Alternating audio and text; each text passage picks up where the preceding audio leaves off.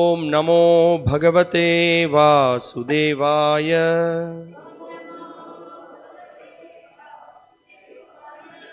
ओम नमो भगवते वासुदेवाय।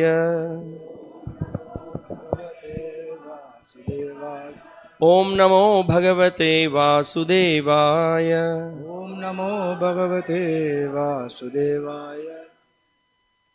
So today we are reading from the Bhagavad Gita as it is, chapter 2, contents of the Gita summarized, text 4.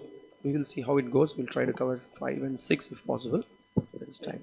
இன்னைக்கு நம்ம பகவத்கீதை உண்மை உருவில் அத்தியாயம் 2 பார்க்க இருக்கோம். அத்தியாயத்தின் தலைப்பு கீதையின் உட்பொருட் சுருக்கம். பதம் ஸ்லோகம் 4 இருந்து பார்க்க இருக்கோம். நேரத்தை பொறுத்து 5, 6 எவ்வளவு பார்க்க முடியுதோ நம்ம இன்னைக்கு பார்க்கலாம்.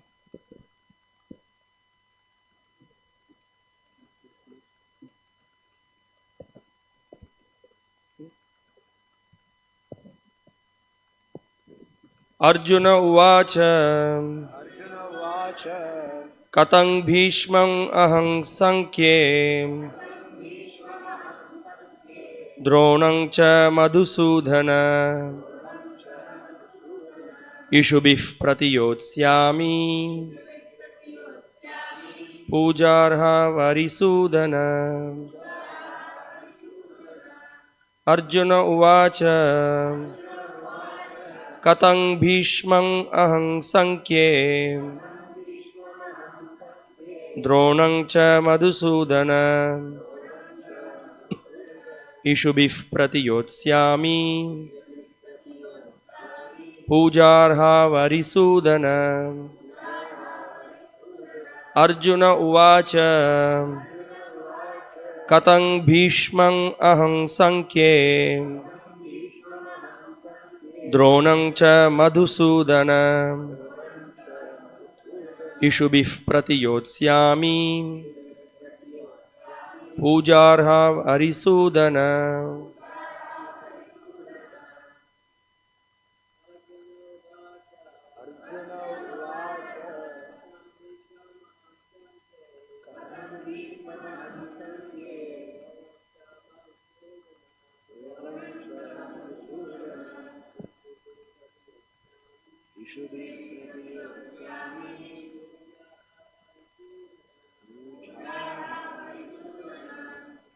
अर्जुन उवाच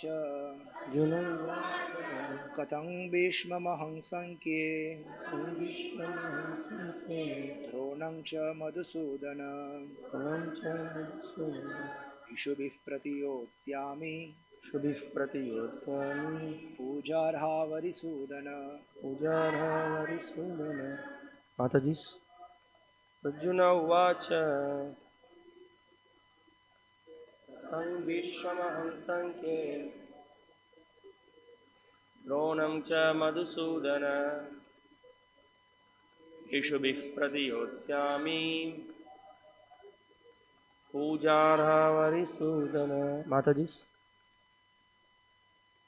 अर्जुन उवाच कथं भीष्ममहं संख्ये द्रोणं च Madhusudan इषुभिः प्रतियोत्स्यामि पूजार्हा वरिसूदन। Arjuna uvacha. Arjuna said. Okay, translation and commentary given by His Divine Grace A.C. Bhaktivedanta Swami Srila Prabhupada, the founder Acharya of ISKCON. Translation: Arjuna said, O killer of enemies, O killer of Madhu, how can I counterattack with arrows in battle men like Bhishma and Drona who are worthy of my worship? மொழிபெயர்ப்பு பொருளுரை வழங்கியவர் அகில உலக கிருஷ்ண பக்தி இயக்கத்தின் ஸ்தாபகாச்சாரியர் தெய்வ திரு ஆசா பக்திவேதாந்த சுவாமி ஸ்ரீல பிரபுபாதர். மொழிபெயர்ப்பு: அர்ஜுனன் கூறினான், எதிரிகளை கொல்பவரே, மது என்னும் அரக்கனை அழித்தவரே, எனது பூஜைக்கு உரியவர்களான பீஷ்மர், துரோணர் முதலியோரை போரில் எவ்வாறு என்னால் எதிர்த்து தாக்க முடியும்?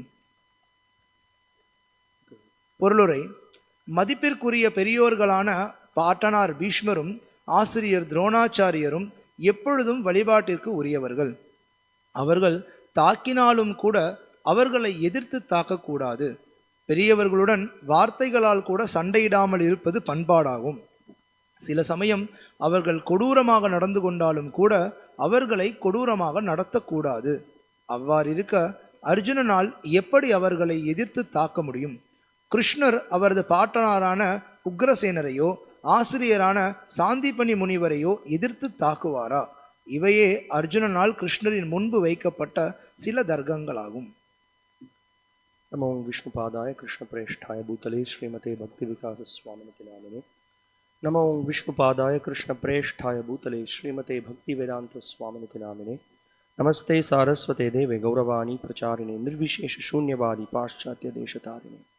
जय श्री कृष्ण चैतन्य प्रभु नित्यानंद श्री अद्वैत गदाधर श्रीवासादि गौर भक्त वृंद. हरे कृष्ण कृष्ण कृष्ण हरे हरे, हरे Ram Ram Ram Hare Hare. Arjuna said, O killer of enemies, O killer of Madhu, how can I counterattack with arrows in battle men like Bhishma and Drona who are worthy of my worship? Arjunan கூறினான், எதிரிகளை கொள்பவரே, மது என்னும் அரக்கனை அழித்தவரே, எனது பூஜைக்கு உரியவர்களான பீஷ்மர் துரோணர் முதலியோரை போரில் எவ்வாறு என்னால் எதிர்த்து தாக்க முடியும்?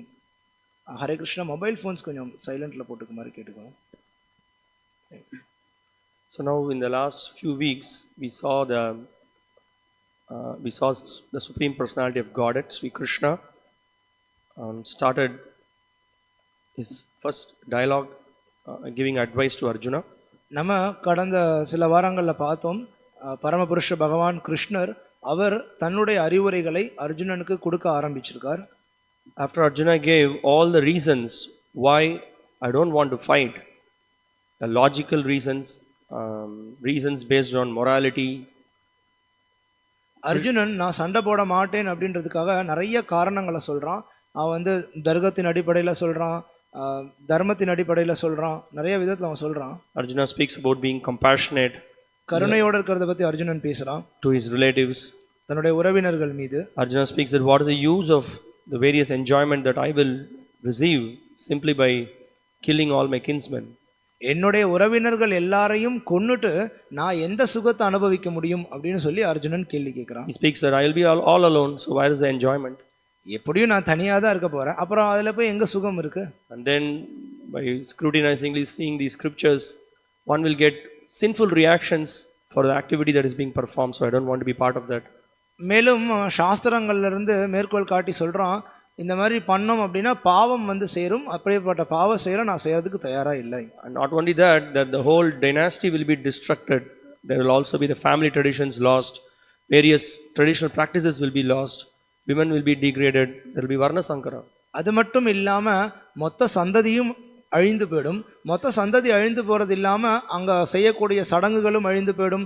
பெண்கள் எல்லாம் தவறான பாதையில போக ஆரம்பிச்சிருவாங்க, வர்ண சங்கரம் ஏற்படும் அப்படின்னு சொல்லி நிறைய சொல்றாரு. So Arjuna was very concerned, and after having spoken all these things, Krishna immediately begins his first advice chastising Arjuna.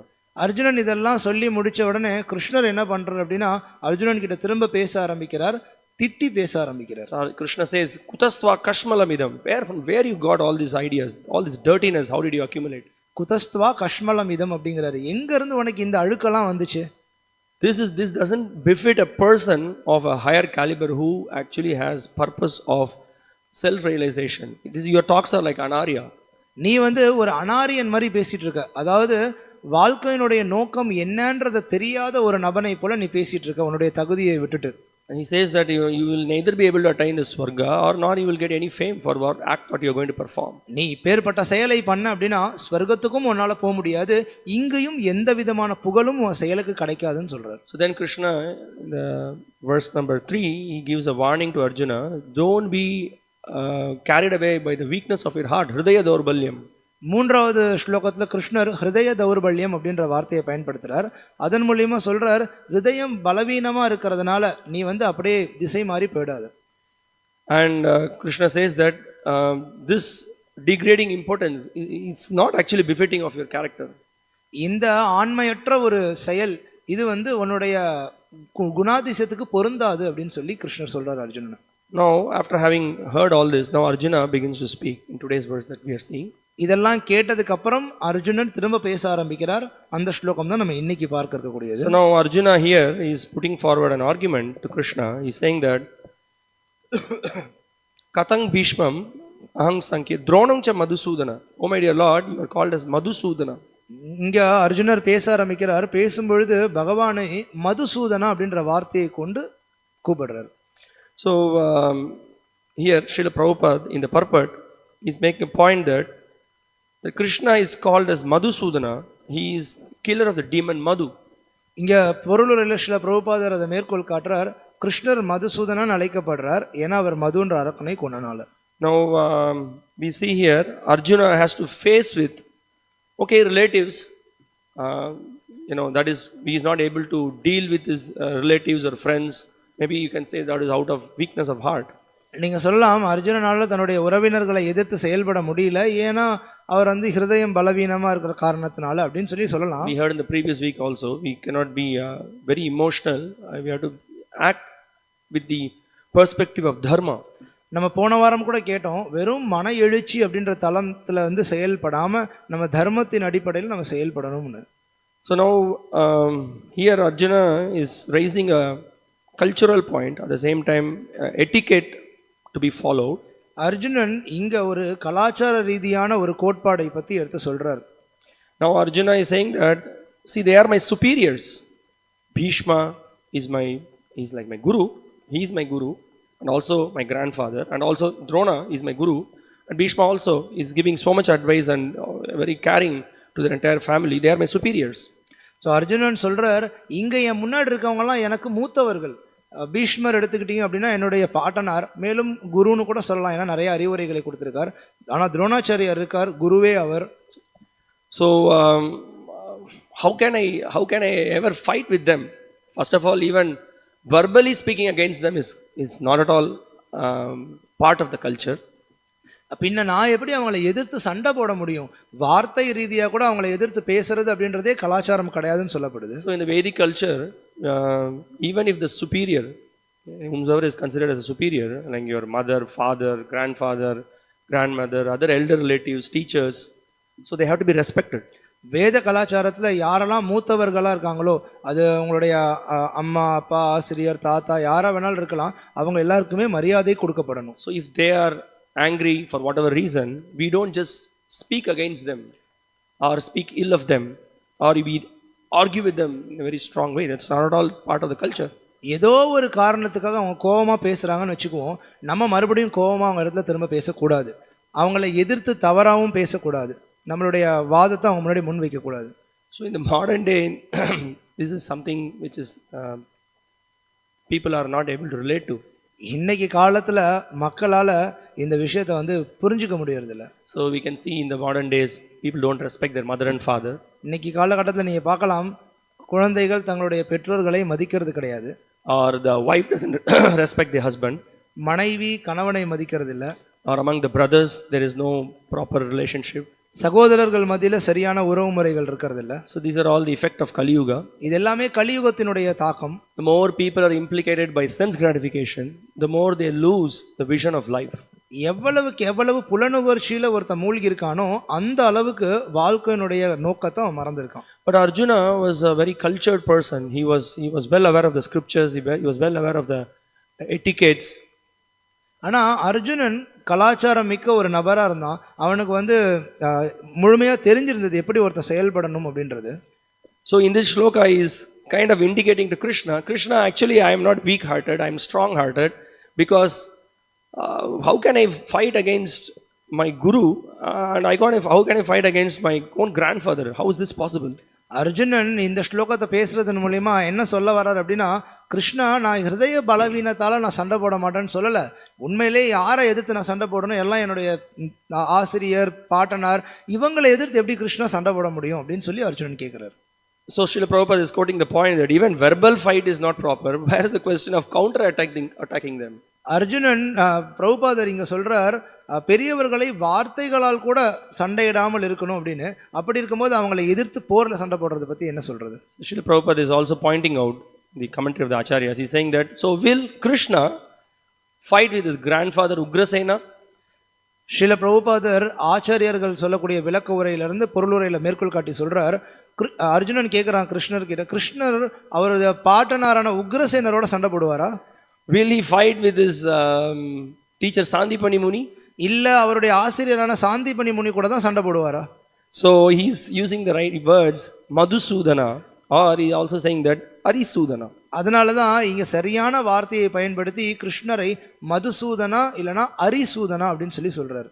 So Arisudana means he is the killer of his enemies. Krishna comes to this material world to kill all the enemies, demons. அரிசூதனா அப்படின்ற வார்த்தைக்கு என்ன அர்த்தம்னா எதிரிகளை கொள்பவன் அப்படின்னு அர்த்தம். So கிருஷ்ணர் இந்த பௌதிக உலகத்துக்கு இறங்கி வரும்பொழுது அசுரர்கள் எதிரிகள் அவங்களை கொல்றதுக்கு வராரு. And then he also says that Pujarha, he is using the word that they are worshipable personalities. How can I ever kill them? ஆனா இங்க மேலும் இன்னொரு வார்த்தையை பயன்படுத்துறார், பூஜார்ஹாவ் அப்படின்னு. அதாவது பூஜாராவ் அப்படின்னா வழிபாட்டிற்குரியவங்கன்னு அர்த்தம். இவங்களாம் என்னுடைய வழிபாட்டிற்குரியவங்க, இவங்களை எதிர்த்து நான் எப்படி சண்டை போட முடியும்? So this is the point here in this verse. Arjuna is from the platform of material relationship, and then the Maryada Vyatikrama, or the code of conduct of proper relationship and etiquettes. He is presenting an argument. Arjunan இங்க பௌதிக ரீதியான அவங்களுக்குள்ள இருந்த உறவு முறை, அந்த உறவு முறைக்கு ஏற்றாற் போல எப்படி மரியாதை செலுத்தும்ன்ற கலாச்சாரம், இதன் அடிப்படையில் தன்னுடைய வாதங்களை முன்வைக்கிறார். So on one hand we can see that in the Vedic times the culture was given so much important. It was very because unless there is a tendency to be very respectful, we will not have the tendency to hear from the superiors. நம்ம ஒரு புறம் பார்க்கலாம், இந்த கலாச்சாரத்திற்கு முன்னாடி காலங்களில் முக்கியத்துவம் கொடுக்கப்பட்டது. ஏன் அப்படின்னா நீங்க ஒருத்தங்களுக்கு மரியாதை கொடுத்து அவங்க சொல்றதை கேட்கலை அப்படின்னா அவங்களால எதுவுமே புரிஞ்சுக்க முடியாது, கத்துக்க முடியாது. So you see, just one simple example we can see that 2 days back I went out for book distribution. There was one lady in the house, so she was calling, Ramesh, can you come? Some people have come. So 2 நாளைக்கு முன்னரும் நாங்கள் புஸ்தக விநியோகம் பண்ணிட்டு இருந்தோம். அப்போ நடந்த ஒரு சம்பவம் இது. ஒரு வீட்டுக்கு போகிறோம், அங்கே இருக்க பெண்மணி நாங்கள் வந்ததை பார்த்துட்டு, ரமேஷ் இங்கே சிலர் வந்திருக்காங்க, வெளியில் வா அப்படின்னு சொல்லி கூப்பிட்றாங்க. I thought she is calling her son or some other relative, something like that. நான் நினைச்சேன் ஒருவேளை அவங்களுடைய மகனையோ இல்லை வேற ஏதாவது உறவினரையோ கூப்பிடுறாங்க அப்படின்னு. But later I understood it was her husband. அதுக்கப்புறம் தான் புரிஞ்சுக்கிட்டேன், பார்த்தேன் அது அவங்களுடைய கணவர். But it's in the modern days this is very common, just to call the husband by the name. இன்னை காலத்துல இது ஒரு சகஜமான விஷயம், கணவனை பேர் சொல்லி கூப்பிடுறதுன்றது. And when the mother becomes little old, that they call her, sometimes the son, I have seen literally that, hey old lady, what are you doing? நீங்க பார்க்கலாம், நானே பார்த்துருக்கேன், எப்போ தாய் ரொம்ப வயசானவங்க ஆயிட்டாங்களோ உடனே பையன் ஏ கிழவி இங்க வா அப்படின்னு சொல்லி கூப்பிடுவோம். Yeah, so use the word கிழவி, and then for the father they use the word tata, old man. அப்பா வயசாயிட்டானா தாத்தா கிழவா இந்த மாதிரி. I mean there are more adjectives they add. We can just go on discussing this, but the point is the culture is lost. There is no culture, there is no respect. அதாவது இன்னும் இது கூட சேர்த்து நிறைய வார்த்தைகளை சொல்லிட்டே போகலாம். ஆனால் இதுல இருந்து என்ன தெரிஞ்சுக்கிறோம் அப்படின்னா மரியாதைன்றது போயிடுச்சு, கலாச்சாரம்ன்றது இன்றைய காலத்துல இல்லை. Culture is our culture or respect is given where there is money. எங்க கலாச்சாரம், அதாவது இன்னும் சொல்லணும்னா எங்க மரியாதை வழங்கப்படுது அப்படின்னா எங்க பணம் இருக்கோ அங்க. When there is no money, you are not respected. பணம் இல்லையா மரியாதை இல்லை. So this is the modern day lifestyle. இதுதான் இன்றைய வாழ்க்கை முறை. But you can see here Arjuna was such a cultured person. He was so concerned. He is raising the point that even verbally I cannot speak against them. You are asking me to send these powerful arrows. How is it possible, Krishna? ஆனா அர்ஜுனன் இங்க கலாச்சாரத்தோட கிருஷ்ணர் கிட்ட வாதத்தை முன்வைக்கிறார். அர்ஜுனன் சொல்றார், கிருஷ்ணா இவங்களை எதிர்த்து என்னால வார்த்தை ரீதியா கூட எதிர்த்து பேச முடியாது, போர்ல எப்படி நான் அம்புகளை எடுத்து இவங்களை எதிர்த்து சண்டை போட முடியும்? Of course we can see this from logically from Arjuna's side it sounds proper. அர்ஜுனுடைய பக்கத்துல இருந்து இதை கேட்கும் பொழுது சரியானதா தான் தெரியுது. But then we will again see some few more verses and then you will understand why it is not proper, why it is okay for Arjuna to fight against his grandfather and guru. இன்னும் சில ஸ்லோகங்களை தொடர்ந்து நம்ம பார்க்கலாம். அப்படி பார்க்கும் பொழுது இறுதியில் நம்ம புரிஞ்சுக்குவோம் ஏன் அர்ஜுனன் தன்னுடைய மூத்தவர்கள், தாத்தா, ஆசிரியர் இவங்களை எதிர்த்து சண்டை போடுறது சரி அப்படின்றத பார்க்குறோம். Yes. So we'll move to shloka number 5. ஸ்லோகம் 5. Guruna hatva hi mahanubhavan shreyo bhoktum bhaishyam apiha loke hatvartha kamangs tu guruni haiva bunjiya bhogan rudira pradigdhan. It would be better to live in this world by begging than to live at the cost of the lives of great souls who are my teachers. Even though desiring worldly gain, they are superiors. If they are killed, everything we enjoy will be tainted with blood. ஸ்லோகம் 5 மொழிபெயர்ப்பு, மகாத்மாக்களான எனது ஆச்சாரியர்களின் வாழ்வை அழித்து நான் வாழ்வதை விட இவ்வுலகில் பிச்சை எடுத்து வாழ்வதே மேல். உலக லாபங்களை விரும்பும் போதிலும் அவர்கள் பெரியோர்களே. அவர்கள் கொல்லப்பட்டால் நாம் அனுபவிப்பவை அனைத்திலும் இரத்தக்கரை படிந்திருக்கும். So now again Arjuna is making the point, it's better for me to live by begging. Arjuna நீங்க இன்னொரு கருத்து என்ன சொல்றார், நான் பிச்சை எடுத்து கூட பொழைச்சுக்கிறேன். What is the point in killing great souls like my teachers? Yeah. பெரிய ஆச்சாரியர்கள், என்னுடைய ஆசிரியர்கள், மகாத்மாக்கள், இவங்களை கொன்னு வாழ்றதுல என்ன அர்த்தம் இருக்கு? Arjuna is using the word mahanubhavan, great personalities. மகானுபாவா அப்படின்னு இந்த வார்த்தையை பயன்படுத்துறார், மிக சிறந்த நபர்கள் அப்படின்னு அர்த்தம். Really Arjuna is seeing them like that. He has great respect, great reverence for his teacher and for his grandfather. From his heart he is speaking. உண்மையிலே அர்ஜுனன் அவங்களை அப்படிதான் பார்க்கறான். அவனுக்கு வந்து மிகப்பெரிய மரியாதை இருக்கு தன்னுடைய ஆசிரியர்கள், தன்னுடைய பாட்டனார்கள் மீது. Yeah, that's what. So he said, okay, other relatives, okay, I can maybe think of maybe fighting, but how can I fight with my superior and my grandfather and spiritual master? It's not practically possible. Arjunan சொல்றார், மற்ற உறவினர்களை எதிர்த்து சண்டை போடுறது கூட சரிதான், ஆனா எப்படி என்னுடைய வயசுல மூத்தவர்களான என்னுடைய ஆசிரியர்கள், பாட்டனார், இவங்களை எதிர்த்து நான் சண்டை போடுறது? And then this is how Arjuna sees. Arjuna says that if at all, I mean, I fight against them and then I get something from them, everything will be tainted with blood. He says rudira pradigdhan. Everything, I will only see stains of blood everywhere. இன்னொன்று அர்ஜுனன் இந்த ஸ்லோகத்தில் ருதிர பிரதிக்தான் அப்படின்னு ஒரு வார்த்தையை பயன்படுத்துறார்.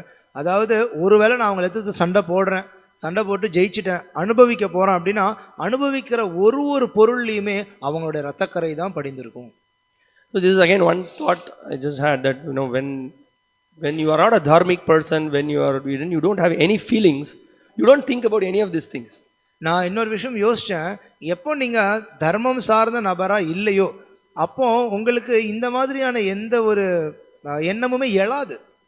When one's life is simply based on I, me and mine, he's so selfish, he cannot think about will the act that I perform, will it cause some difficulty or trouble to others? He cannot think like that.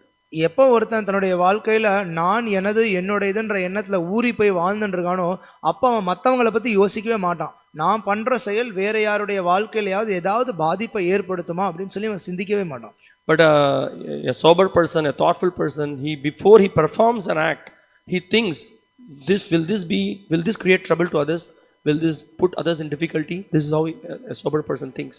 ஆனா ஒரு புத்திசாலியான நபர், ஒரு நிலையான நபர், அவன் என்ன பண்றான், நான் ஒரு செயலை பண்ணேன்னா இது வேற யாரையாவது பிரச்சனையில கொண்டு போய் விடுமா, அவங்களுக்கு ஏதாவது துன்பத்தை இது தருமா அப்படின்றத யோசிச்சு அதுக்கேற்ற முடிவை செய்யறான். Now in the purport to this verse, Srila Prabhupada is making is an amazing point. He's saying that he's very specifically pointing out when a teacher can be rejected. இப்போ இந்த ஸ்லோகத்தினுடைய பொருளுரையில ஸ்ரீல பிரபுபாதர் ஒரு கருத்தை முன்வைக்கிறார். அதாவது எப்பம் ஒருத்தன் தன்னுடைய ஆசிரியரை நிராகரிக்கலாம் அப்படின்னு. Or even for that matter, even the superiors, when to hear from the superiors and when to reject the advice of the superiors. அப்படி இல்லைன்னா இன்னும் எப்படி சொல்லலாம் அப்படின்னா, எப்போ மூத்தவர்களை அவங்கள மதிக்கிறது, எப்போ அவங்க சொல்லக்கூடிய செயல்களை நம்ம இல்லை இப்போ நிராகரிக்கலாம் அப்படின்னு சொல்லி நிராகரிக்கிறது, அது எந்த சூழ்நிலையில பண்ணலான்றதை பத்தி பேசுறாரு. This is very important for us to understand because this will bring us out of the emotional platform. இது நம்ம புரிஞ்சுக்கிறது ரொம்ப முக்கியமானது. இது நம்மளை ஒரு மனோரதம், மன எழுச்சியில இருந்து நம்மளை வெளியில கொண்டு வரும். See, we all know we are in the material world. Every one of us, we are all having various kinds of attractions, and because of that we are carried away by different emotions. பௌதிக உலகத்துல நம்ம எல்லாரும் இருக்கோம். ஏகப்பட்ட விஷயங்கள், வெவ்வேறு விஷயங்கள் மீது நமக்கு ஈர்ப்பு இருக்கு. அந்த ஈர்ப்புக்கு ஏற்றாற் போல நம்ம வெவ்வேறு விதமான விஷயங்களை வெளிப்படுத்துறோம். And the various attractions bind us in this material world. வெவ்வேறு விதமான அந்த ஈர்ப்புகள் நம்மளை இந்த பௌதிக உலகத்துல பந்தப்படுத்துது. And as a result we are stuck in the material world again and again, being born and again we die, and then we goes on in this vicious cycle. அதனுடைய விளைவா நம்ம இந்த பௌதிக உலகத்திலேயே சிக்குண்டு இருக்கோம். பிறக்கிறோம், இறக்கிறோம், பிறக்கிறோம், இறக்கிறோம், இதே சுழற்சியில நம்ம மாட்டிட்டு இருக்கோம். And in various bodies, in various lifetimes, we are engaged in various kinds of service. வெவ்வேறு உடல்ல வெவ்வேறு ஜென்மங்கள்ல நம்ம வெவ்வேறு விதமான சேவைகளில் ஈடுபட்டு இருக்கோம். Simply based on our impulsive act or based on some emotions, we just act just without knowing whether it is right or wrong. வெறுமன மன எழுச்சியிலையும் எனக்கு தோணுச்சுங்க இப்படி பண்ணணும்னு அப்படின்ற விதத்திலையும் நம்ம செயல்பட்டு இருக்கோம், சரியா தவறான்ற சிந்தனையே இல்லாம. So it is pure emotional service. இது வெறுமன நம்ம பண்ணக்கூடிய எல்லா சேவைகளும் நம்மளுடைய மன எழுச்சி தான் காரணமா இருக்கு. But the point is that this kind of an act it really does not give us eternal benefit. ஆனா உண்மை என்ன அப்படின்னா இந்த மாதிரியான செயல்கள் நமக்கு நலனை கொடுக்காது. But hearing from Bhagavad Gita, hearing from the great acharyas, hearing from the supreme personality of Godhead, from that pure emotional service, they help us to transcend and go forward to pure devotional service. ஆனா பகவத்கீதையிலிருந்தும் மூத்த ஆச்சாரியர்களிடத்திலிருந்தும் நம்ம கேட்கும் பொழுது இதிலிருந்து நம்ம வெளியில வந்து தூய சத்துவகுணம், தூய நல்ல நிலைக்கு நம்ம வந்து முன்னேறி போக முடியும். So the point here is that yes, whatever Arjuna proposed here, it makes sense. இங்க நம்ம பார்க்கலாம் அர்ஜுனன் என்ன வாதங்கள்லாம் எடுத்து வச்சிட்டு இருந்தாரோ அது அர்த்தமுள்ளதா இருந்தது. But now Krishna is going to defeat these arguments, and here right in the purport Srila Prabhupada is giving a reason why Arjuna, what is the reason for Arjuna to go ahead and reject his teacher and grandfather. ஆனா கிருஷ்ணர் இதுக்கு அப்புறமா அர்ஜுனுடைய இந்த வாதத்தை முறியடிச்சு பேச போறார். எப்படி வந்து தன்னுடைய ஆசிரியரையும் தன்னுடைய பாட்டனாரையும் எதிர்த்து அர்ஜுனன் சண்டை போடுறது சரின்னு சொல்லி இப்போ அதற்கு முன்னரே பிரபுபாதர் இந்த பொருளுரையில் அதை பற்றி பேசுகிறார். So Srila Prabhupada quotes from the Mahabharata, the translation is quoted here, which explains when one can reject a guru. Srila பிரபுபாதர் மகாபாரதத்தில் சொல்லப்பட்டிருக்க ஒரு விஷயத்தினுடைய மொழிபெயர்ப்பு, அதனுடைய அர்த்தத்தை இந்த பொருளுரையில் மேற்கோள் காட்டி எப்போ ஒருத்தன் அவங்கள நிராகரிக்கலாம் அப்படின்னு சொல்லி சொல்றார். Gurur api avilaptasya karya karyam ajanatah utpatta pratipannasya parityago vidhiyate. So when a guru or a teacher, when he is tainted with riches or he is absorbed in sense gratification, he can be rejected. எப்பம் ஒரு ஆசிரியர் குரு ஆனவர் புலனுகர்ச்சியில அவர் வந்து ஈடுபட்டு மூழ்கி இருக்காரோ அந்த சமயத்துல அவரை நிராகரிக்கலாம். When ajanatah, he is not knowledgeable, he is foolish, he can be rejected. எப்பம் அவர் அறிவுள்ள ஒரு நபரா இல்லாம முட்டாள்தனமா செயல்படுறாரோ அப்பம் அவரை நிராகரிக்கலாம். Karya akarya, what is to be done, what is not to be done, when he is not able to discriminate, he can be rejected. எதை செய்யலாம் எதை செய்யக்கூடாது அப்படின்றத பிரிச்சு பார்க்க தெரியாம இருந்தார் அப்படின்னா அப்பேற்பட்ட சமயத்துல அவரை நிராகரிக்கலாம். Yeah, when he is not following the pure devotional principles, he can be rejected.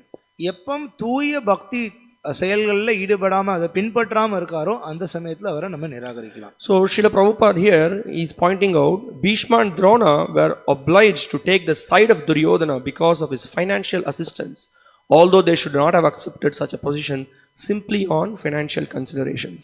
Srila பிரபுபாதர் இங்க பொருளுரையில் சொல்றார், துரியோதனன் செய்யும் நிதி உதவியின் காரணத்தால் பீஷ்மரும் துரோணரும் அவனுக்கு சாதகமாக செயல்பட நேர்ந்தது. உண்மையில் வெறும் நிதி உதவியை அடிப்படையாக கொண்டு அத்தகைய நிலையை அவர்கள் ஏற்றிருக்க கூடாது. Yeah, so here the point is that a question is raised here in the Mahabharata. There is a verse which says that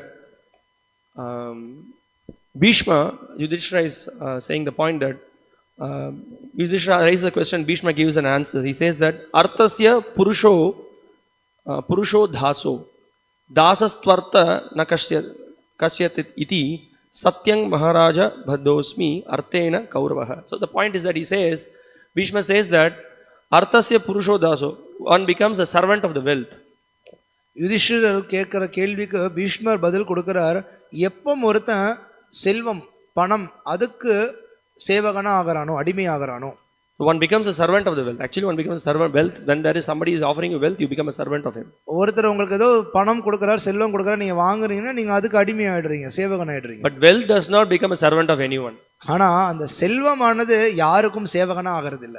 See, this is the point. He says that yes, we were we were actually attached to Duryodhana in the sense because we were eating the food that he was giving. அவங்க சொல்றாங்க, ஆமா நாங்க துரியோதனன் பக்கம் சார்ந்து தான் இருந்தோம். ஏன் அப்படின்னா துரியோதனன் தான் எங்களுக்கு உணவு கொடுத்தான், நாங்க அதை சாப்பிட்டு தான் He இருந்தோம். was the one who was providing financial assistance. பணம் ரீதியாவும் நிதி உதவியும் அவன் தான் பண்ணான். But when he was tilting towards the adharmic side, Bhishma and Drona should have rejected. ஆனா எப்பம் அவன் அதர்மம் பக்கம் தலை சாய்ந்து செயல்பட்டானோ அப்பம் பீஷ்மரும் துரோணரும் அதை நிராகரிச்சிருக்கணும். But they didn't. They were just going along with him. They were helping him. ஆனா அவங்க அப்படி பண்ணல. அவங்க கூட சேர்ந்து செயல்பட்டாங்க. அதே திசையில அவங்களும் பயணம் பண்ணாங்க. So they have to be rejected. According to the scriptures, that's not proper. அதனால சாஸ்திரத்தின் படி இது சரி கிடையாது. அப்பேற்பட்டவர்களை நிராகரிக்கலாம். Now this is the point when someone does not act according to scriptures, which is the guiding force for humanity, we should be not emotional. We should be very much see from the scriptures things, and then we should try to reject such ideas. எப்பம் ஒருத்தன் தன்னுடைய மனித வாழ்க்கையில சாஸ்திரங்கள்ல சொல்லப்பட்டிருக்கக்கூடிய விஷயங்களை பின்பற்றாம செயல்படுறானோ அப்பம் நம்ம மன எழுச்சியிலிருந்து முடிவு பண்ணாம சாஸ்திரத்தின் பார்வையிலிருந்து முடிவு பண்ணி அவங்கள நிராகரிக்கணும். So this is very important, no, for us in this material world. When whomsoever is giving us advice, what they are speaking, how they are speaking, what they are doing, we need to see, is it simply out of from their emotional platform, or is it in line with the scriptures?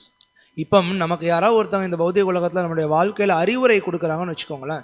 அப்போ அவங்க கொடுக்கக்கூடிய அறிவுரையை நம்ம யோசிக்கணும்.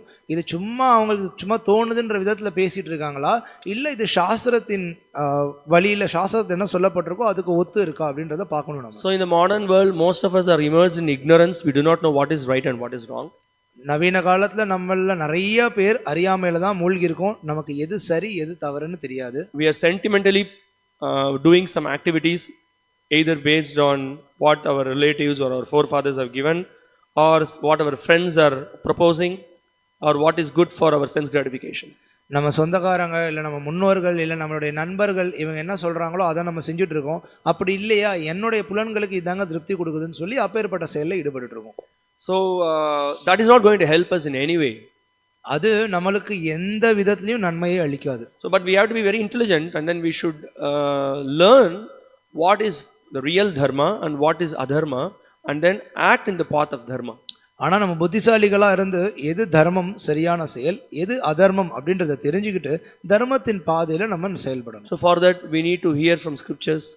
அதற்கு நம்ம முதல்ல சாஸ்திரங்கள்ல இருந்து கேட்கணும். So the Bhagavad Gita, Srimad Bhagavatam, these are the guiding books which help us to learn how to learn the proper way of life. Bhagavad Gita Srimad Bhagavatam போன்ற நூல்கள் தான் நமக்கு இதை சொல்லி கொடுக்கக்கூடியவை. நம்ம வாழ்க்கையில எப்படி சரியான திசையை நோக்கி பயணம் பண்றதுன்றது. Ramayana, Mahabharata, it teaches us how to worship God, how to serve God, how to control our senses, how to control our mind, how to be a proper citizen. All the culture is given in these books. Ramayanam Mahabharatam இதெல்லாமும் சொல்லி தரப்பட்டிருக்கு. நம்ம எப்படி கடவுளை வழிபடணும், நம்ம எப்படி புலன்களை கட்டுப்படுத்தணும், நம்ம எப்படி மனதை கட்டுப்படுத்தணும், சரியான ஒரு நபரை எப்படி வாழ்க்கையை நடத்தணும், how to respond to the superiors, how to respond to the teachers, how to respond to the relatives, and how to be really a pure person.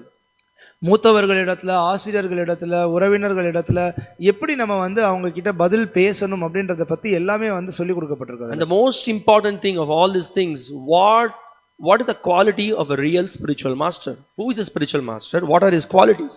இதுல எல்லாத்துலயும் விட முக்கியமான ஒரு விஷயம் என்ன அப்படின்னா, ஒரு குரு அப்படின்றவர், ஆன்மீக குரு அப்படின்றவர் யார், அவருக்கான குணாதிசயங்கள் என்ன அப்படின்றத தெளிவா தெரிஞ்சுக்கணும். If we do not know this, we all will be sentimentally following someone who claims himself to be a so called guru. அப்படி தெரிஞ்சுக்காம நம்ம இருந்தோம் அப்படின்னா யாராவது ஒருத்தன் சும்மா நான் தாங்க குரு அப்படின்னு சொல்லிட்டு தெரிஞ்சிட்டு இருக்க ஒருத்தனை நம்ம பின்பற்ற ஆரம்பிச்சோம். Somebody may say I am Sat Guru. That means how is Sat Guru means what is the Sat he is following? That we should know. இப்போ சத் குரு அப்படின்னு ஒருத்தரை சொல்லிக்கலாம். இப்போ அதுல சத் அப்படின்னா உண்மை, அது என்ன பண்றாரு, அது சத்தை பின்பற்றாரா அப்படின்றத பத்தி நம்ம பார்க்கணும். So what is Sat, what is Asat? How do you know what is Sat and what is Asat? எது சத் எது அசத் அப்படின்றது நமக்கு எப்படி தெரியும்? So what Krishna speaks in the Bhagavad Gita, whatever advices Krishna gives and whatever instructions he asks us to follow, those are the sat, those are the real good instructions. எதெல்லாம் கிருஷ்ணர் பகவத்கீதையில பேசுறாரோ, என்ன அறிவுரைகள் எல்லாம் கிருஷ்ணர் பகவத்கீதையில கொடுத்திருக்காரோ, எதெல்லாம் நம்மளை பின்பற்ற சொல்றாரோ அதெல்லாம் சத். சத் அப்படின்னா நல்ல செயல்கள், சரியான விஷயம். ஸோ அதை நம்ம பின்பற்றணும். But if someone manufactures in the mind of his factory and comes up with so many thousands of ideas which are not in line with what Supreme Lord Sri Krishna speaks, everything is asat, everything is garbage, everything is useless. ஆனா எப்போ ஒருத்தன் சும்மா அவனுடைய மனசுல தோணுன விஷயங்கள் எல்லாம் சொல்லி இதை பின்பற்றுங்கன்னு சொல்றானோ, அதெல்லாம் கிருஷ்ணர் சொன்னதுக்கு புறம்பானதா இருக்கும் பட்சத்துல நம்ம அதை குப்பைன்னு சொல்லி நிராகரிச்சு ஒதுக்கிடுவோம். So that is why when Srila Prabhupada published this Bhagavad Gita, he published it as Bhagavad Gita as it is. It's a very special book. In our book you can see it will be written as it is. அதனால தான் நீங்க பார்க்கலாம், ஸ்ரீல பிரபுபாதர் இந்த பகவத்கீதையை அச்சிட்டு வெளியிட்ட பொழுது பகவத்கீதை உண்மை உருவில் அப்படின்ற பேர்ல வெளியிட்டார். As spoken by Krishna to Arjuna, without any new ideas, anything added, anything subtracted, nothing like that. Exactly the same words of the Lord. கிருஷ்ணரால அர்ஜுனனிடத்துல என்னென்ன பேசப்பட்டதோ அந்த விஷயங்கள் மட்டுமே இருக்கு, அதே வார்த்தைகள் மட்டுமே இருக்கு. தனியா ஏதோ வேற ஏதோ விஷயங்களை சேர்த்ததோ கழித்ததோ அவங்களுடைய சொந்த எண்ணங்களை கொடுத்ததோ கிடையாது. By reading the Bhagavad Gita, we should understand the message that Krishna is trying to give. பகவத்கீதையை படிக்கிறதன் மூலியமா நம்ம கிருஷ்ணர் சொல்ல வரக்கூடிய கருத்தை நம்ம புரிஞ்சுக்கணும், தெரிஞ்சுக்கணும். So by reading Bhagavad Gita, one should come to a conclusion that Krishna is the supreme personality of Godhead. பகவத்கீதையை படிக்கிறதன் மூலியமா இறுதியில ஒருத்தன் கிருஷ்ணர் தான் பரமபுருஷ பகவான், முழுமுதற் கடவுள்ன்றதை ஏத்துக்கணும். We are all his eternal servants. நம்ம எல்லாருமே அவருடைய நித்தியமான சேவகர்கள். We are all meant to give pleasure to the Lord, satisfy the senses of the Lord. நம்ம எல்லாருமே அவருடைய புலன்களுக்கு திருப்தி கொடுக்கிறதுக்காக இருக்கோம். While trying to satisfy the Lord, the process of trying to satisfy the Lord is the process of pure devotional service. பகவானுடைய புலன்களுக்கு திருப்தி கொடுக்கக்கூடியதுக்கான வழிமுறை தான் தூய பக்தி தொண்டு. We very clear by reading Bhagavad Gita, it's very clearly we understand that this material world is a temporary place full of suffering and it's temporary and a place of suffering. பகவத்கீதையை படிக்கிறதன் மூலமா நம்ம தெரிஞ்சுக்கிறோம், இந்த உலகம், இந்த பௌதிக உலகம் அப்படின்றது துன்பமயமானதும் தற்காலிகமானதும். Our real world or the real life is in the spiritual world with the supreme personality of Godhead in his abode. நம்மளுடைய உண்மையான இடம், உண்மையான வாழ்க்கை ஆன்மீக உலகத்துல இருக்கு, அதுதான் பகவானுடைய வாசஸ்தலம். And Krishna is giving us the path by which we can come back to him. இங்க கிருஷ்ணர் நம்ம அவரிடத்துல திரும்பி வரதுக்கான வழி என்னன்றதை காட்டுறாரு. This is the sum and substance of the entire Vedas, that Krishna is supreme Lord, we are his eternal servants and we have to engage in his devotional service. இதுதான் எல்லா வேத சாஸ்திரங்களுடைய சுருக்கம் அப்படின்றத நம்ம சொல்லலாம். கிருஷ்ணரே முழுமுதற் கடவுள், நம்ம எல்லாரும் அவருடைய சேவகர்கள், நம்ம அவருக்கு பக்தி தொண்டில் ஈடுபடுறதுக்காக இருக்கும். So this is the message which has to be given by any bona fide sadhu. இந்த விஷயத்தை தான் யார் ஒருத்தன் தன்னை ஒரு அங்கீகரிக்கப்பட்ட குருன்னு சொல்லிக்கிறானோ அவர் சொல்ல வேண்டிய விஷயம். But if someone calls himself to be a guru and then he blabbers so many other things apart from what Krishna is giving, Krishna is concluding, then he's a cheater, he's an imposter. ஆனா இப்ப யாராவது ஒருத்தன் நான் குருன்னு சொல்லிக்கிட்டு ஆனா கிருஷ்ணர் சொன்ன விஷயங்களை சொல்லாம முரணா சொல்லிட்டு இருந்தான் அப்படின்னா அப்ப அவன் வெறுமனே வெளியில வேஷம் போட்டு சுத்தக்கூடிய நபர், அவன் குரு கிடையாது, அவனை நிராகரிக்கணும். See, there was ஏமாற்றக்கூடியவன்.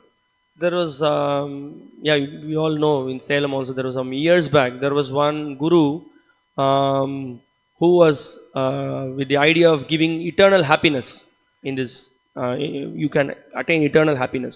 That was the idea with which he was preaching. உங்க எல்லாருக்குமே கூட தெரிஞ்சிருக்கலாம், சேலத்துல ஒருத்தர் குருன்னு சொல்லிட்டு இருந்தார், எல்லாருக்கும் நான் நித்தியமான ஆனந்தத்தை கொடுக்குறேன் அப்படின்னு சொல்லிட்டு. அதுதான் அவருடைய நோக்கமா இருந்தது. So you go to the guru for getting eternal happiness. நீங்க நித்திய ஆனந்தத்தை அடையணும்னா அதுக்கு ஒரு வழிமுறை சொல்றேன். But we can see that there is no ananda that one gets from him, there is only nirananda. ஆனா அவர்கிட்ட போனா நித்தியானந்தம் கிடைக்காம நிரானந்தம் தான் கிடைக்குது. It's only anitya, there is nothing you will not get any eternal peace. You just by following his instructions, it's all superficial, all mundane. ஏன்னா கொடுக்கக்கூடிய விஷயங்கள் எல்லாம் பௌதிகமான விஷயங்கள், சும்மா ஏதோ ஒரு மனதளத்துல இருந்து கொடுக்கக்கூடிய விஷயங்கள், அதை பின்பற்றும் பொழுது அது அனித்தியமான செயல்கள், அதுல இருந்து ஆனந்தம் கிடைக்காது. And it was very much visible, the act that he did. First of all, the philosophy itself is not proper, but the act that he did was he engaged in sense gratification. He was, as a guru, one should have control over mind, control over senses, control over the words, control over the all the senses. He has to be, first of all, he should have all the Vedas should be controlled. That is the quality of a guru. அவனுடைய தத்துவமே முதல்ல தப்பு. சரி, அதையும் விட்டீங்கன்னு வைங்களேன். அவன் செயல் தான் என்னவா இருந்தது? முழுக்க புலனுணர்ச்சியில் ஈடுபட்டு இருந்தான். ஒரு குருவா இருக்கக்கூடியவர் தன்னுடைய மனசு, தன்னுடைய வார்த்தை, தன்னுடைய புலன்கள் இது எல்லாத்தையுமே கட்டுப்படுத்தக்கூடியவராக இருக்கணும். எல்லா தூண்டுதல்கள், உடல்ல இருக்கக்கூடிய எல்லா உந்துதல்களையும் கட்டுப்படுத்தக்கூடியவன் தான் ஒரு குரு. And he was a rascal. He was misbehaving with women. ஆனா அவன் ஒரு அயோக்கியனா இருந்தான். அவன் வந்து பெண்கள் இடத்துல தவறா நடந்துட்டு இருந்தான். And it was very clear, very evident. People knew about it. மக்கள் எல்லாருக்கும் தெரிய வந்தது அது. But then, there are some people, they still have his photo. They worship him. ஆனா இன்னும் சில மக்கள் அவனை வழிபட்டுட்டு தான் இருக்காங்க. அவருடைய படத்தை வீட்டுல வச்சுட்டு தான் இருக்காங்க. How can he give? Sir, he gave me Diksha. He is a guru. எப்படிங்க நான் அவரை நிராகரிக்கிறது? அவருடைய குருங்க எனக்கு அவர் வந்து தீட்சை கொடுத்திருக்காருங்க முன்னாடி. So, but this is a foolishness. When someone who is engrossed in sense gratification, who is not following the codes of the scriptural conduct, then he has to be rejected. Otherwise, he is going to go to hell. You are also going to go to hell along with him. ஆனா இது ஒரு முட்டாள்தனம். யார் ஒருத்தன் வந்து புலனுணர்ச்சியில ஈடுபட்டு இருக்கானோ, சாஸ்திரங்களுக்கு புறம்பா செயல்பட்டு இருக்கானோ அவனை நிராகரிக்கணும். நீங்க அவனை பின்பற்றுனீங்க அப்படின்னா அவனும் நரகத்துக்கு போறான். அவனை தொடர்ந்து நீங்களும் நரகத்துக்கு போறீங்க. So similarly, we can also see, say, yes, we are not promoting that, one has to disrespect one's father, one's mother, one's grandfather, one's brother, one's relative. We promote that, yes, Vedic culture should be followed. Everyone should be respected very nicely. And everybody has got a position in the society. And we need to be very respectful in dealings with them. Yes, we appreciate that. இப்போ நான் சொல்ல போற இன்னொரு கருத்து நீங்க தவறா புரிஞ்சு கூடாது. நம்ம சொல்லக்கூடிய விஷயம் நிச்சயமா எப்பொழுதுமே நீங்க உங்களுடைய மூத்தவர்கள், தாய், தந்தை, சகோதரன், பாட்டனார், இவங்க எல்லாருக்குமே நீங்க வந்து உங்களுடைய மரியாதையை கொடுக்கணும். நிச்சயமா சமுதாயத்தை நீங்க அவங்களுக்கு மதிப்பு கொடுத்து தான் செயல்படணும். But if they behave like Hiranyakashipu and Ravana, following in their footsteps, ஆனா அவங்க ஹிரண்யகசிபு ராவணனை போல செயல்படுறாங்க, அவங்களுடைய அடிச்சுவடுகளை பின்பற்றக்கூடிய நபர்களா இருக்காங்க அப்படின்ற போது, if they say don't surrender to Krishna, don't read Bhagavad Gita, don't follow the Vedic culture, just satisfy your senses, earn money, just be merry and be happy, this is what you need to do, don't waste your life, if they give advice like that. ஆனா அவங்க நீ பகவத்கீதையை படிக்காத, கிருஷ்ணர்கிட்ட சரணடையாத, இந்த மாதிரி கலாச்சாரம் ரீதியா நீ செயல்படாத அப்படின்ற மாதிரியான அறிவுரைகள்லாம் அவங்க நம்ம கிட்ட கொடுத்தாங்க அப்படின்னா, you cannot quote this thing, but they are my superiors, they are my elders, they are my teachers, I should simply follow whatever they say. நீங்க உடனே இங்க சொல்லியிருக்க விஷயத்தை மேற்கோள் காட்டி, அவங்க என்னுடைய மூத்தவர்கள்ங்க, அவங்க என்னுடைய ஆசிரியர்கள், தாத்தா பாட்டி, அவங்க என்ன சொல்றாங்களோ அதை தான் நான் கேட்கணும், நான் வேற எதுவும் செய்யக்கூடாது அப்படின்னு நீங்க பதில் சொல்லக்கூடாது. You don't have to take arrows and shoot at them. நீங்க அவங்களை எதிர்த்து அம்புகளை எய்தணும்னு சொல்ல, but you can be silent, but then you be thoughtful, be intelligent, and then you take a decision whether to follow Krishna, the supreme personality of Godhead, or you want to follow someone else who is against it. நீங்க அமைதியா கொஞ்சம் சிந்திச்சு நீங்க வந்து முடிவு எடுக்கலாம். யார் சொல்றதை நான் கேட்கறது?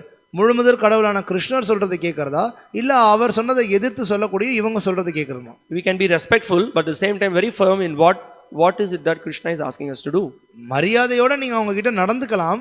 ஆனா நீங்க எடுக்கக்கூடிய முடிவுல கிருஷ்ணர் என்ன சொல்றாரோ அது கேட்றாரு போல எடுக்கணும்ன்றதுலயும் ஸ்திரமா இருக்கணும். And we can see here right there in the scripture in the Bhagavatam, Prahlad Maharaj was a great example for that. நம்ம பார்க்கலாம் சாஸ்திரத்துல இருந்து பாகவதத்துல நேரடியான உதாரணம் கொடுக்கப்பட்டிருக்கு. Prahlad Maharaj father was Hiranyakashipu. Prahlad மகாராஜனுடைய தந்தை Hiranyakashipu. Hiranyakashipu was the emperor of the entire universe. All the demigods were shaking just by the movement of his eyebrows. Hiranyakashipu தன்னுடைய நான் வந்து மொத்த பிரபஞ்சத்தினுடைய அதிபதியா இருந்தான். அவன் தன்னுடைய புருவத்தை அசைச்சானா போதும் எல்லா தேவர்களுமே பயப்படுவாங்க. So but still Prahlad Maharaj was not sentimental. He just spoke the truth. He said that we have to bow down to Vishnu. We have to become servant of Vishnu. ஆனா பிரஹலாத் மகாராஜர் ஒரு மனோதளத்துல இல்ல, அவர் வந்து மன எழுச்சியில பேசல. அவர் தெளிவா சொன்னார், நம்ம எல்லாருமே விஷ்ணுனுடைய சேவகர்கள், அவருக்கு நம்ம வந்து தலை வணங்கணும். Now we can see when Lord Nrsimhadev killed Hiranyakashipu, Prahlad Maharaj was not crying and then he was feeling very morose and like that. He was happy that his father was killed. எப்போ நரசிம்மதேவர் தோன்றி ஹிரண்யகசிபுவை, பிரகலாதனுடைய தந்தையை பிரகலாத முன்னாடி கொன்னாரோ, பிரகலாதர் உடனே உட்காந்து அழுகல, ஐயோ என்னோட அப்பா இறந்துட்டாரு. பிரகலாதர் வந்து சந்தோஷப்பட்டார் பகவானால கொல்லப்பட்டது நினைச்சு. Because Prahlad Maharaj knew that his father was very demoniac. பிரகலாதருக்கு தெரியும் தன்னுடைய தந்தை ஒரு அசுரன். Srila Prabhupada in one of his lectures very nicely points out, he says that Prahlad Maharaj also knew the signs of Krishna consciousness.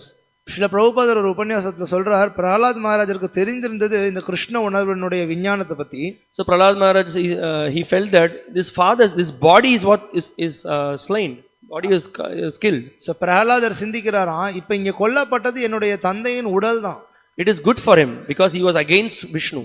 அவருக்கு நல்லதுதான் அது. ஏன் அப்படின்னா அவர் விஷ்ணுவை எதிர்த்து செயல்பட்டார். But at the same time, a devotee is very compassionate. He prayed to Lord Nrsimhadev that if at all you want to do some favor, my dear Lord, you please help him liberate.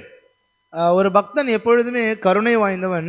இங்கே பிரகலாதர் உடனே என்ன பண்றாருன்னா பகவான் கிட்ட கேட்கிறார், பகவானே நீங்க எனக்காக ஏதாவது செய்யணும்னு நினைச்சீங்க அப்படின்னா தயவுசெய்து இவரை விடுவீங்க. So then Lord Nrsimhadev was very pleased and he said, why only your father's father, 14 generations, they all will be liberated. Narasimhadevar உடனே திருப்தி அடைந்தவர் சொல்றார், ஏன் உன்னுடைய தந்தையை மட்டும் நான் விடுவிக்கணும், மோட்சம் கொடுக்கணும், அவருடைய தந்தை 14 தலைமுறையில் இருக்கிற எல்லாருக்கும் நான் மோட்சத்தை கொடுக்கறேன் அப்படின்னு சொன்னார். So the point here is that Prahlad Maharaj was not sentimental, but he was seeing everything from the eyes of the scriptures, Shastra Chakshu. பிரகலாதர் இங்க கருத்து அதுதான். பிரகலாதர் மன எழுச்சியிலிருந்து அவர் பேசல, சாஸ்திர சக்ஷுவா இருந்து சாஸ்திரத்தின் பார்வையில அவர் செயல்பட்டார். So it is very important for us not to be blind, not to be carried away by so-called leaders, so-called teachers, so-called relatives. Just we should see for ourselves what is right, what is wrong from the eyes of the scriptures. இது ரொம்ப முக்கியம். நம்ம வெறும் மன எழுச்சியில இல்லாம நம்ம சரியா நம்ம பார்க்கணும். பேரளவிலான ஆசிரியர்கள், பேரளவிலான தாத்தா, பேரளவிலான உறவினர்கள் இவங்க என்ன சொல்றாங்களோ அதை நம்ம கேட்கணுமா, இல்லை நம்ம சாஸ்திரத்தை சொல்லப்பட்டிருக்கிறத பின்பற்றணுமா அப்படின்னு. So it is so much important for us to know what is right and what is wrong, that we get only from the bona fide scriptures like Bhagavad Gita, Bhagavatam, Ramayana, Mahabharata. So we should hear from pure devotee. That's very important in our life. எது சரி எது தவறுன்றதை நிச்சயமா நம்ம தெரிஞ்சுக்கணும். இது எல்லாமே பகவத்கீதை, மகாபாரதம், ராமாயணம், பாகவதம் இந்த மாதிரியான சாஸ்திரங்கள்ல தான் கொடுக்கப்பட்டிருக்கு. இதை தெரிந்து நம்முடைய வாழ்க்கையை அது கேட்டது போல நடத்தணும். So if we do not learn the basic things that we need to know to come out of ignorance in the material world, our human form of life will be wasted. பௌதிக உலகத்தில் இருக்கக்கூடிய அறியாமையிலிருந்து வெளியில வர்றது எப்படின்றத பத்தி நம்ம தெரிஞ்சுக்கிறதுக்கு எந்த முயற்சியுமே பண்ணல அப்படின்னா நம்ம இந்த மனித வாழ்க்கையை நம்ம வீணடிக்கிறோம். We will be simply wasting time just moving the various reels and short films in the smartphone, watching so much nonsense, just wasting our human form of life in the so-called sense gratification. இது எதுவுமே நீங்கள் தெரிஞ்சிக்கல அப்படின்னா உங்கள் mobile ஃபோனில் வெறுமனே நீங்கள் சின்ன short videos, reels இது எல்லாத்தையும் தான் நீங்கள் பார்த்துக்கிட்டு அதை தள்ளி விட்டு ஒன்றா பார்த்துட்டு உங்களுடைய நேரத்தை, வாழ்க்கையை வீணடிச்சிட்டு. So many millions of lifetimes we have wasted. நம்ம கோடிக்கணக்கான ஜென்மங்களை வீணடிச்சாச்சு. So now we have got this rare human form of life. இப்போ இந்த அரிதான மனித வாழ்க்கை கிடைச்சிருக்கு. லப்த்வா சுதுர்லபம் இதம் பஹுசம்பவாந்தே. So the Bhagavatam says that after so many lifetimes one has got the human form of life. Bhagavatam சொல்லுது ஏகப்பட்ட ஜென்மங்களுக்கு பிறகு ஒருத்தனுக்கு இந்த பௌதிக உடல் கிடைச்சிருக்கு. லப்த்வா சுதுர்லபம் இதம் பஹுசம்பவாந்தே. மானுஷ்யம் அர்த்ததம் அனித்யம் அபீஹ தீரஹ. மானுஷ்யம், this human form of life can still be made meaningful. Yes, a sober person can make the human form of life meaningful even though the human form of life is for a short span of time. மனித உடலானது ரொம்ப குறுகிய காலம் தான் ஒருத்தனுக்கு இருக்கு.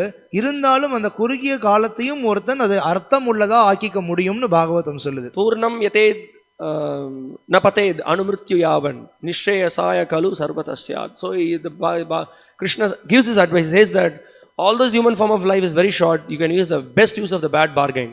So கிருஷ்ணர் இங்க அதுதான் சொல்றார், மனித உடலானது ரொம்ப குறுகிய காலம் உடையதா இருந்தாலும் நீங்க சிறந்த விதத்துல நம்ம அதுல இருந்து பயனை அடைய முடியும். So today morning we are hearing about shreyas and prayers. What is really good, what will give us real eternal benefit, that we need to take up, not this temporary tickling things that will satisfy our senses. We should not be carried away by that based on emotions.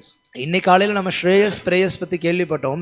So எது நித்தியமான நலன் நமக்கு கொடுக்குமோ அந்த விஷயத்தை நம்ம எடுத்துக்கணும். ஸ்ரேயஸ் சும்மா நம்ம உடனடியாக எனக்கு சந்தோஷத்தை கொடுக்கும்ன்றதுக்காக ஏதாவது ஒரு தற்காலிகமான செயலை ஈடுபடக்கூடாது. So that's the thing, that when we hear from the pure devotees, hear from Krishna, hear from Bhagavad Gita, Bhagavatam, we will be able to overcome the impure emotional service to the pure devotional service. நீங்க எப்போ ஒரு தூய பக்தர்கிட்ட இருந்து பகவான் கிட்ட இருந்து பாகவதத்துக்கிட்ட இருந்து நீங்க வந்து கேட்குறீங்களோ அப்பதான் நீங்க வந்து களங்கம் உடைய நிலையில இருக்கக்கூடிய சேவை மனப்பான்மையில இருந்து களங்கமற்ற தூய சேவை மனப்பான்மைக்கு வர முடியும். So we can see here, we'll see the verse number 6. Arjuna, after having spoken this, he gives one more reason. He says that this is the last reason Arjuna is saying that I am now I do not know what to do, which is better. So he says that nor do we know which is better, conquering them or being conquered by them. If we kill the sons of Dhritarashtra, we should not care to live, yet they are now standing before us on the battlefield. ஸ்லோகம் 6 மொழிபெயர்ப்பு, அவர்களை நாம் வெல்வதா அவர்களால் கொல்லப்படுவதா, எது சிறந்தது என்று நாம் அறியோம். யாரை கொன்றால் நாம் வாழ விரும்ப மாட்டோமோ அந்த திருதராஷ்டிரனின் மகன்கள் இப்பொழுது நம் முன்பு போர்க்களத்தில் நிற்கின்றனர் அப்படின்னு சொல்லி அர்ஜுனனுடைய கடைசி வாதங்களை முன் வச்சிட்டு இருக்காரு. So Arjuna says that for me both the things are defeat. Either if I kill them and then I conquer, that's also not going to give me any happiness. But if I'm going to be conquered by them, that's also not going to give me happiness.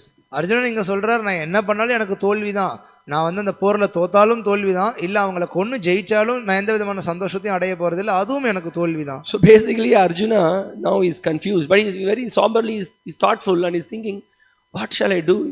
Either way it's not going to give me any benefit. இப்போ அர்ஜுனன் பொறுமையா யோசிச்சுட்டு இருக்காரு, நான் என்னதான் பண்ணட்டும், எதை பண்ணாலும் தோல்விதான் அப்படின்ற போது நான் எதை பண்றது அப்படின்னு குழம்பி போயிருக்காரு. In this purport to this verse, Srila Prabhupada makes an amazing point. இந்த ஸ்லோகத்தினுடைய பொருளுரையில ஸ்ரீல பிரபுபாத ரொம்ப அற்புதமான ஒரு கருத்தை சொல்றார். So he says that the last 4-5 lines of this purport, he's making the point that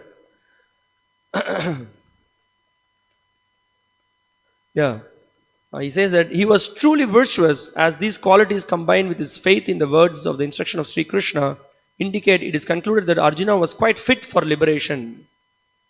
Arjuna's signs of detachment. Here Arjuna, with this verse, he is showing signs of detachment. Arjuna becomes qualified.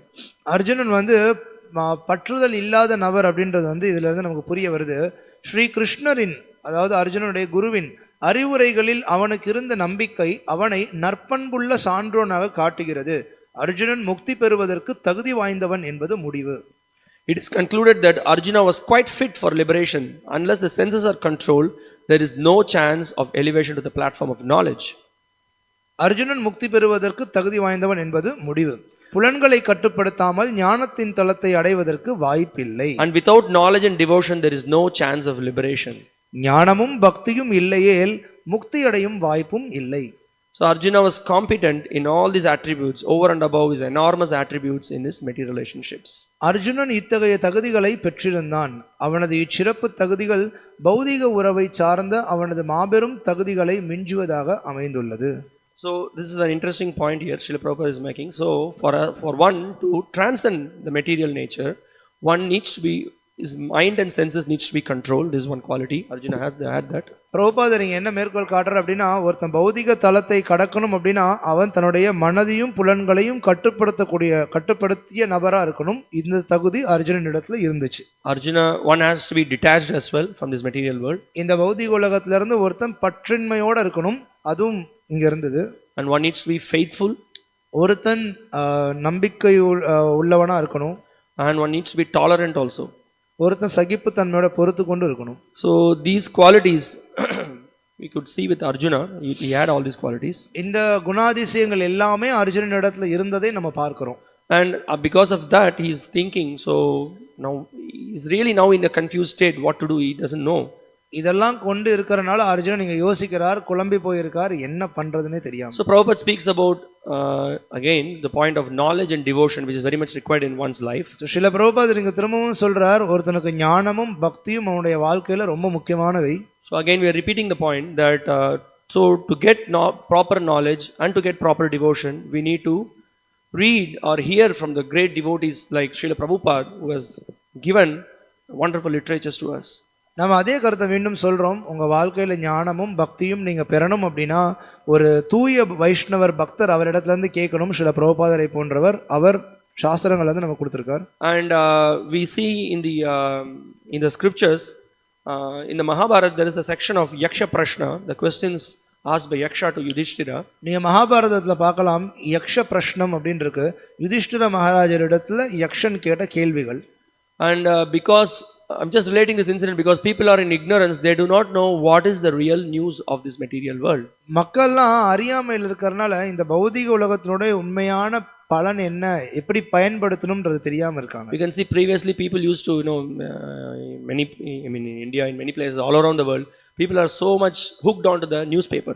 நீங்க பார்க்கலாம், இந்தியாவிலும் சரி உலகம் முழுவதும் இருக்க எல்லா நாடுகளிலும் சரி மக்கள் வந்து செய்தித்தாள்கள்ல வந்து ஈர்ப்பு கொண்டு இருப்பாங்க. Now the newspaper, everything has come online, so you open the internet and then read all the latest news, what's happening.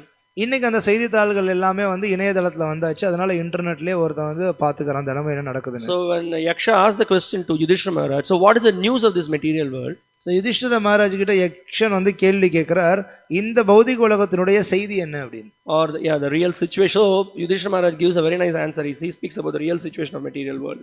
Yudhishthira Maharaj அங்க இந்த பௌதிக உலகத்தினுடைய நிலை என்ன அப்படின்றத பத்தி பேசுறாரு. So he says that this world is full of ignorance. இந்த உலகமானது முழுக்க முழுக்க அறியாமையால சூழ்ந்திருக்கு. And he says that it is like a pan means like a vessel, ஒரு பாத்திரம் போல.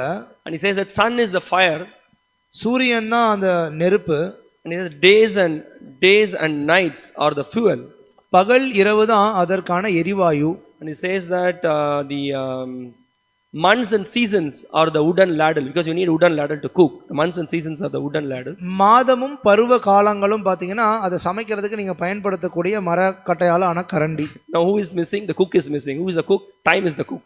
இப்போ இங்க எல்லா பொருளும் இருக்கு, சமைக்கிறவரை பத்தி தான் சொல்லப்படல. சோ சமையல்காரர் யார் அப்படின்னா காலம். Hello, good morning. This is the news. This is the news of this material world. We are all completely carried away by time, immersed in illusion, suffering in the material world. This is the reality of this material world. So அதுதான் அவர் சொல்றாரு, எல்லாருக்கும் good morning. இங்கே நடக்கக்கூடிய விஷயம் என்ன அப்படின்னா, காலம் வந்து நம்ம எல்லாத்தையும் போட்டு நம்ம வந்து செயல்கள் செஞ்சுட்டு இருக்கோம், நம்ம வந்து அதுக்கான விளைவுகளையும் சந்திச்சுட்டு இருக்கோம். So what is it that we need to do after having got this news? We need to take shelter of the Mahajanas, the true personalities with whom we have the solution. They give us the perfect path. By following the footsteps of these Mahajanas, we will be able to come out of this, the whole difficulty of this material world. இப்போ இப்பேற்பட்ட விஷயங்களை கேட்டதுக்கு பிறகு நம்ம என்ன பண்ணணும், இந்த கடுமையான பௌதிக உலகத்திலிருந்து வெளியில வர்றதுக்கு நம்ம என்ன பண்ணணும் அப்படின்னா, மகாஜனர்கள் கிட்ட சரணடையணும். அந்த மகாஜனர்கள் தெளிவான சரியான பாதையை நமக்கு காட்டுவாங்க. So how to surrender to the Mahajanas? By surrendering means first of all accepting the instructions given by them. மகாஜனர்கள் கிட்ட சரணடைறதுனா எப்படி, என்ன அவங்க என்ன அறிவுரைகளை கொடுத்திருக்காங்களோ அது கேட்டு செயல்படுறது தான் சரணடைறது. And what are those instructions? அந்த அறிவுரைகள் என்ன அறிவுரைகள்? So we request you, to those who have not have Bhagavad Gita, please purchase a Bhagavad Gita as it is. அதுக்கான அறிவுரைகள் இங்க இருக்கு, பகவத்கீதை உண்மை உருவில். ஸோ உங்களில் யாருக்கிட்டலாம் இல்லையோ தயவு செய்து இந்த புத்தகத்தை வாங்கிட்டு போகுமாறு கேட்டுக்கிறோம். Srila Prabhupada has published quite enormous amounts of books, Bhagavad Gita as it is, Srimad Bhagavatam, Chaitanya Charitamrita, so many other his lectures, his conversations, his specific instructions are all published in various books. Srila பிரபுபாதர் ஏகப்பட்ட புத்தகங்களை கொடுத்திருக்கார். பகவத்கீதை உண்மை உருவில், ஸ்ரீமத் பாகவதம், ஸ்ரீ சைத்தன்ய சரிதாமிருதம், மேலும் அவர் கொடுத்த உபன்யாசங்கள், உரையாடல்கள் அதெல்லாமே புத்தக வடிவத்தில் இருக்கு. So those who have come here for the first time, we humbly request you to take a copy of Bhagavad Gita as it is, Krishna book and other books. You please read, and this we will give you 100% assurance there will be a great transformation in your life. You will really be happy. நம்ம யாரெல்லாம் இன்னைக்கு முதல் முறையாக வந்திருக்கீங்களோ உங்களை வேண்டி கேட்டுக்கிறோம், தயவுசெய்து பகவத்கீதை உண்மை உருவில், கிருஷ்ணா இந்த புத்தகங்கள் அங்கே முன்னர் இருக்கு, இந்த புத்தகம் நான் வாங்கிட்டு போயிட்டு நீங்கள் வீட்டில் படிங்க. நிச்சயமாக உறுதி அளிக்கிறோம், உங்களுடைய வாழ்க்கை மிகப்பெரிய மாற்றத்தை சந்திக்கும். And also if you think you have some of the books, you take some more books and then you please give it as a gift to your relatives, your friends, your well-wishers. So that is a real help you are doing for them. இல்லை என்கிட்ட புத்தகங்கள் இருக்குங்க அப்படின்னு நீங்கள் சொன்னீங்க அப்படின்னா, தயவுசெய்து உங்களுடைய நண்பர்கள், உறவினர்கள் அவங்களுக்காக நீங்கள் இந்த புத்தகத்தை வாங்கிட்டு போங்க. அவங்களுக்கு இந்த புத்தகத்தை வாங்கிட்டு போயிட்டு நீங்கள் கொடுங்க. இந்த விதத்தில் தான் நீங்கள் அவங்களுக்கு சிறந்த நன்மையை ஏற்படுத்த முடியும். Thank you very much. We will stop here and prasadam will be served in the terrace and we will again meet the next Sunday. for the continuation of these Gita verses. மிக்க நன்றி. இதோட நம்ம இந்த வாரம் நிகழ்ச்சியை நிறைவு பண்ணிக்கலாம். மேலே பிரசாதம் விநியோகம் நடைபெற இருக்கு. நீங்கள் மேலே வந்து பிரசாதம் எடுத்துக்கலாம். அடுத்த வாரம் மீண்டும் வரக்கூடிய ஸ்லோகங்களை தொடர்ந்து நம்ம பார்க்க இருக்கோம். Yeah, while you go for prasadam, either you can take now or when you come back. Also here we have His Great Kripakara Prabhu, Srila Prabhupada's disciple. He will personally sign the book that you are going to take. So we kindly request you to please help us in our mission in spreading Lord Chaitanya and Krishna's message to save the conditioned souls in this material world. இந்த பௌதிக உலகத்தில் இருக்கக்கூடிய கட்டுண்ட ஜீவாத்மாக்களை காப்பாற்றுறதுக்காக கிருஷ்ணரும் சைத்தன்ய மகாபிரபுவும் ஏகப்பட்ட விஷயங்களை சொல்லியிருக்காங்க. அந்த விஷயங்கள்லாம் இங்கே புத்தக வடிவத்தில் இருக்குது. ஸோ அதனால் ஒன்று நீங்கள் இப்போ பிரசாதத்திற்கு போகும் பொழுது புத்தகங்களை வாங்கிக்கோங்க. அப்படி இல்லைனா பிரசாதம் சாப்பிட்டுட்டு நீங்கள் கீழே வரும்பொழுது புத்தகங்களை வாங்கிக்கோங்க. இங்கே அருள் திரு கிருபாகார பிரபு இருக்கார், ஸ்ரீல பிரபுபாதருடைய நேரடி சீடர் அவர் நீங்கள் வாங்கக்கூடிய புத்தகத்துக்கு கையெழுத்திட்டு கொடுப்பார். ஸோ அந்த விதத்திலையும் நீங்கள் வந்து பயனை பெற முடியும். Thank you very much. Srila Prabhupada ki jai. Bhagavad Gita as it is ki jai. Hare Krishna. Hare Krishna.